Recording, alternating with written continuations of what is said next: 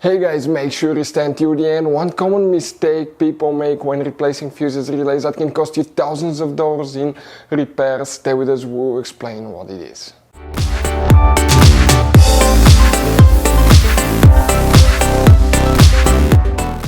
Hey guys, welcome back to Auto Repair guys. Thank you guys for watching and subscribing to the channel. Today will be super helpful video to any of you guys having a Mercedes E Class. We're talking about this generation right here from year 2010 to year 2016. This is known as generation W212.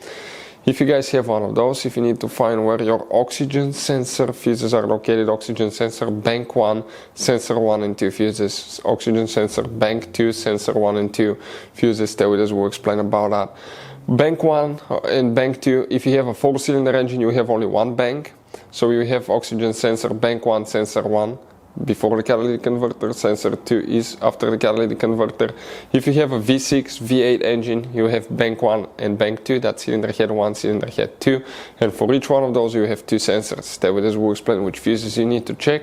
They're under a different name, hidden, where you can buy cheap parts, tools, fuses, relays, oxygen sensors at a good price, quick shipping, that way you do not waste money and time. And why it's always a good idea to test fuses and relays, all that will be covered absolutely free for your convenience. Make sure you stay until the end. So before we start, let us tell you a little bit about us guys. Now, if you have a Mercedes E-Class, that generation from year 2010 to year 2016-17 guys, this is the W212 guys. We're going to have a video for every single fuse relay on that car, why things do not work, why we're making this one, because we're trying to save you time and money guys. Let's say you're down the road in the middle of nowhere, your car does not start, you need to find where your engine starter fuse relay is located guys, where you can find fuel injection system fuses, fuel pump fuses. All you have to do, come to the channel, watch that video, 1-2 minutes, you're back on the road guys.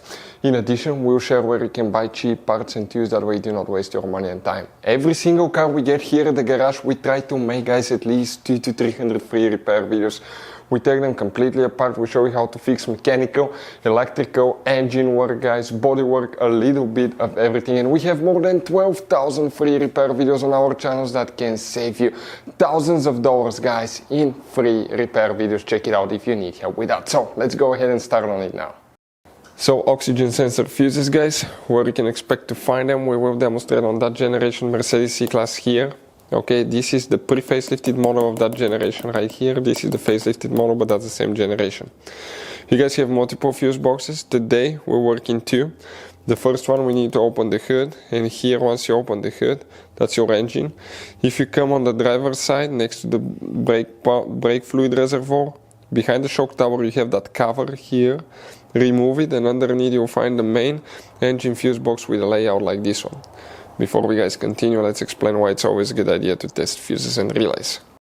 So it is super important guys to always test fuses and relays, and something else as well, common mistakes people make. Sometimes you may think that a fuse is good, or you cannot actually see if the fuse is clearly burned, and in that case guys you may put the fuse back together and you may end up spending money and time on parts you don't need, and all we had to do is just test the fuse. So we'll put a link in the description of the video below how to test the fuse. It takes only a few seconds to find out for sure if it's good or bad. The same thing for relays guys, okay? Some of those could be really expensive on cars, so we'll put a link in the description of the video below how you can test relays. And for some certain fuses guys, it's important to disconnect the car battery when removing them, otherwise you can burn the electronics. And for instance, working on airbags, fuses or anything like that, you need to wait at least 1 hour after disconnecting the car battery. And if you're not qualified and certified to work on airbag system, I will never recommend to do that guys.